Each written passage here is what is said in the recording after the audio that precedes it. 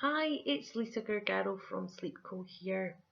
I just wanted to create a short video this morning in connection with a question I had of a 15-minute introductory call this morning with a mum about her 10-year-old child.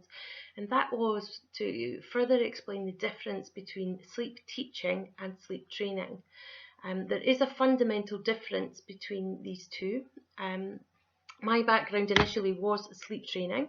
However, I went on to do further training and approached sleep in a sleep teaching method, which is looking more at the child or adult, your own sleep patterns, of when is natural for yourself.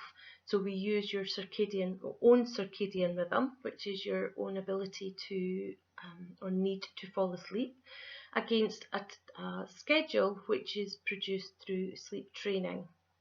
The sleep training is much more focused on a 24-hour schedule, and that we look at the time that you went to bed, what time you woke, when the first nap should be, and it's dictated at following a clock rather than actually saying, okay, there's enough sleep latency here, which is the pressure to sleep, your own ability to sleep, rather than just saying, okay, you woke at 7 o'clock this morning, therefore first nap needs to be 9:30.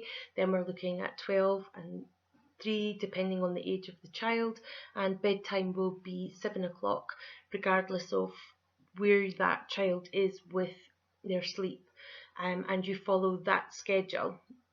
In sleep training. With sleep teaching, as I said, this is more about their own natural ability to sleep. So we would look at when they woke, how they slept through that night, what time did they wake, are they showing sleepy signs and sleepy cues, and are they actually ready? Do they have enough pressure to fall asleep?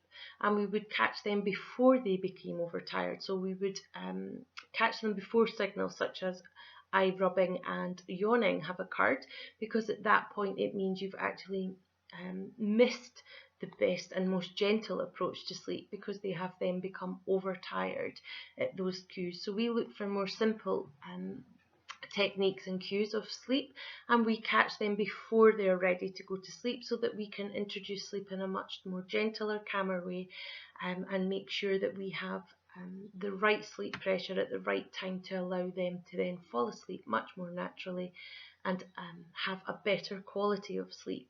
And with looking at sleep in a 24-hour period, we can make sure that that child is getting the right amount of sleep at the right time when they need it, rather than following a set schedule, as I said, that naps are 9, 3 o'clock and bedtime at 7:30. And because we take that set pressure out, it becomes much more easy for us to accommodate sleep. We are then teaching them, your child and yourself as an adult, to look for those sleepy cues and be aware of the first signal that your body gives, to allow you to take those steps to ensure that you get to sleep at the right time. So therefore you're not going to bed overtired, or the child's not going to bed overtired, and then that fight and struggle that can occur with tossing and turning and making lots of requests and demands at bedtime with children. I need a toilet, I need a drink, just one more story, all of these things. It takes a lot of those away because we're doing it at the right time. So that's the difference between sleep teaching and sleep training.